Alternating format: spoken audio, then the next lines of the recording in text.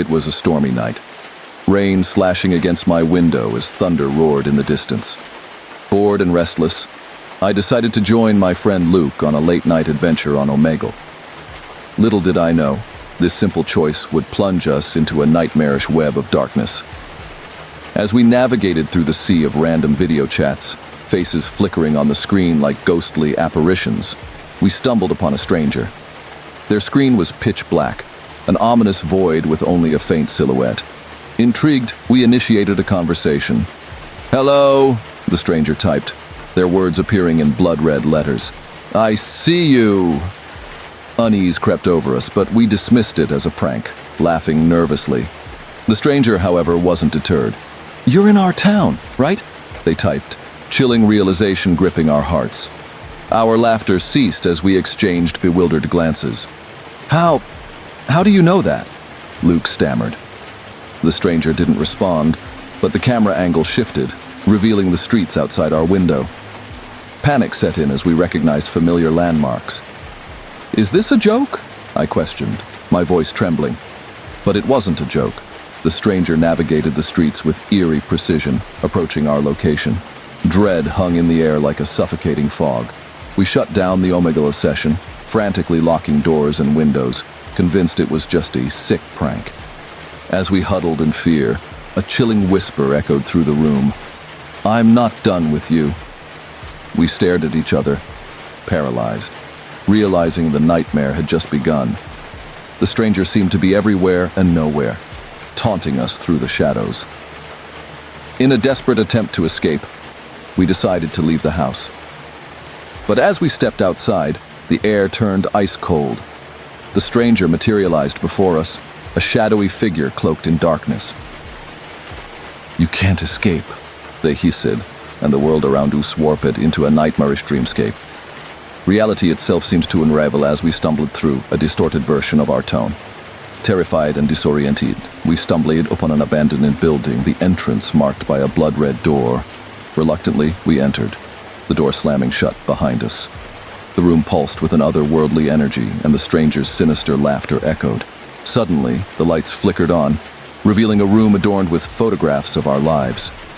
The stranger emerged from the shadows, their face hidden behind a featureless mask. "You were never alone," they whispered, revealing a twisted connection to our past. As the room warped once more, we found ourselves back home, the stranger's presence lingering. The nightmare was over, but the scars remained. In the aftermath, I'd advise anyone listening to be cautious online. The web of darkness stretches far and wide, and sometimes the horrors lurking within are closer than you think. Remember, the virtual world may not always be as safe as it seems.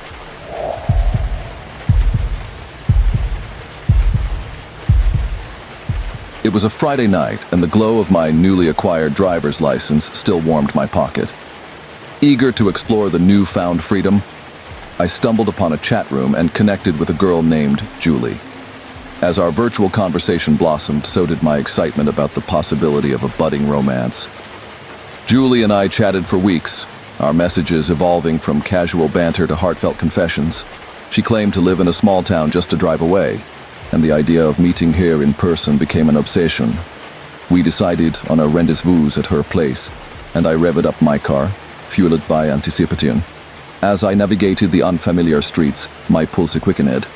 The dimly lit roads whispered tales of eerie silhouettes that seemed to linger in the shadows. Yet my eagerness to meet Julie drowned out any hesitation. The GPS led me to a desolate house, its windows dark and the air thick with an unsettling stillness. I parked, nervously checking my phone for any last-minute messages, but Julie had gone silent. Ignoring the gnawing sense of unease, I approached the front door and rang the bell. The hollow chime echoed through the quiet night. The door creaked open, revealing a middle-aged man with piercing eyes. "You must be Julie's friend," he said, his smile barely reaching his cold gaze. "Come in." The air inside hung heavy with an indescribable tension. As I hesitated, the man's grin faltered. "Don't be shy," he urged, his voice taking on a sinister edge. "Julie's upstairs in her room."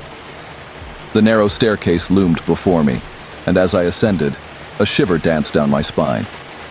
The hallway was dimly lit, and the only sound was the creaking of the ancient floorboards beneath my feet.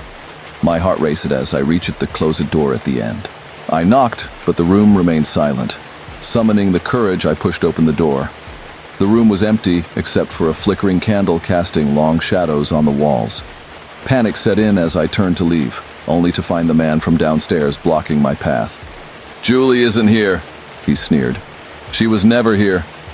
Dread washed over me as the realization dawned. Julie was nothing but a facade, a phantom created in the depths of the internet. The man's wicked laughter echoed in the empty house as I stumbled backward, desperately seeking an escape. In that chilling moment, survival became my sole instinct. I darted down the stairs, the man's laughter echoing behind me. The front door slammed shut, sealing my fate. Racing through the house, I glimpsed unsettling photographs, faces frozen in fear, eyes pleading for release. The basement door beckoned, and with no other option, I flung it open. The stench of decay assaulted my senses as I stumbled into a chamber of horrors. Caged souls stared at me with hollow eyes, their silent screams echoing through the underground abyss. Driven by primal fear, I sprinted through the dark, damp passages until a dim light signaled freedom. Bursting into the night, I gasped for air. The horrors of that house etched into my memory. Beware the allure of the online world. Not everything is as it seems. Prioritize your safety. Always meet in public places.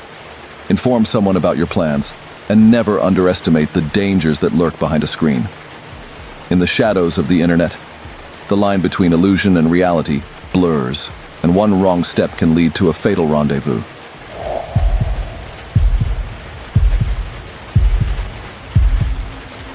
The soft hum of my laptop filled the room, the only company in my small, dimly lit apartment. Loneliness gnawed at me, pushing me to seek solace in the depths of online chat rooms. That's when I met Chris, a stranger with a friendly demeanor who offered to help with a persistent computer issue. Little did I know, this seemingly innocent encounter would open the door to a nightmarish invasion of my privacy. As I allowed Chris remote access to my laptop, a chill ran down my spine. The cursor moved independently, navigating through files and folders as if it had a mind of its own. Anxiety gripped me, but Chris assured me he was a tech whiz and could fix anything. I hesitated but surrendered control, convinced this was just a routine maintenance. Minutes passed like hours, and the screen flickered with distorted images of my surroundings. I squinted at the screen, trying to make sense of the disorienting visuals. Shadows danced on the walls, elongated and distorted, creating an eerie tableau. My pulse quickened, and a knot formed in my stomach. Then, the cursor stopped. The screen went black, and a video file started playing. It was footage of me, captured from my laptop's camera. I watched in horror as the video showed my own reactions. Fear etched across my face, eyes wide with disbelief. The room echoed with my own panicked breaths. How was this possible? A message appeared on the screen, typed by an unseen hand. "I see you." My heart pounded and a cold sweat broke out on my forehead. The invasion of my privacy reached a disturbing level, and I felt violated in the worst possible way. I tried to disconnect, to regain control, but the cursor remained defiant. The video continued, now showing me in real time. Every move, every expression, captured and played back to me. The room seemed to close in as I struggled to comprehend the horror unfolding before my eyes. I pleaded with Chris to stop, to release me from this technological nightmare, but my cries fell on deaf ears. Suddenly, the screen went blank, and an eerie silence enveloped the room. I sat there, trembling, unsure if the intrusion had truly ended. The shadows seemed more pronounced, lurking in corners and crevices. The once familiar space felt alien, as if I had become a guest in my own home. As the days passed, I couldn't shake the feeling of being watched. Paranoia consumed me, and I questioned the security of every digital device in my life. The laptop invasion had left scars that extended beyond the virtual realm. Sleepless nights and a constant sense of dread haunted my every moment. In the end, I learned a chilling truth. The boundaries between the digital and physical world were not as distinct as I once believed. The invasion left me with a profound lesson. Safeguard your digital presence as fiercely as your physical space. So, dear listener, take heed.